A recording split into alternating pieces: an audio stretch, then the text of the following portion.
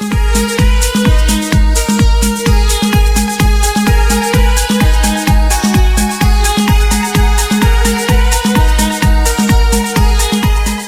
ូមស្វាគមន៍និងស្ដាប់តម្រុយឆ្នោតយួនប្រចាំថ្ងៃ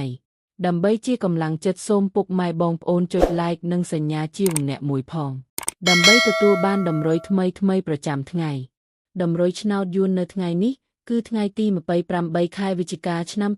2025ដើម្បីកុំឲ្យខាតពេលយូរសូមស្ដាប់តម្រុយឆ្នោតពី admin មានលេខ9831453131សម្រាប់ប៉ុស្តិ៍APCD សម្រាប់លេខ OSADMIN មាន2គ្រាប់គឺ OS ខ្ទង់30និង90សម្រាប់3លេខគឺ admin មាន2គ្រាប់ផងដែរគឺមានលេខ784គុណ443គុណបើសិនជាពុកម៉ែបងប្អូនស្រឡាញ់និងពេញចិត្តលេខទាំងនេះពុកម៉ែបងប្អូនអាចយកលេខទាំងនេះទៅផ្សងសំណាងបានជាចុងក្រោយសូមជូនពរពុកម៉ែបងប្អូនដែលយកលេខខាង admin ទៅផ្សងសំណាងហេងយើងទាំងអស់គ្នាជូនពរពុកម៉ែបងប្អូនជួបតែសំណាងនឹងសុខភាពល្អសូមជម្រាបលាជួបគ្នានៅថ្ងៃស្អែកបន្តទៀត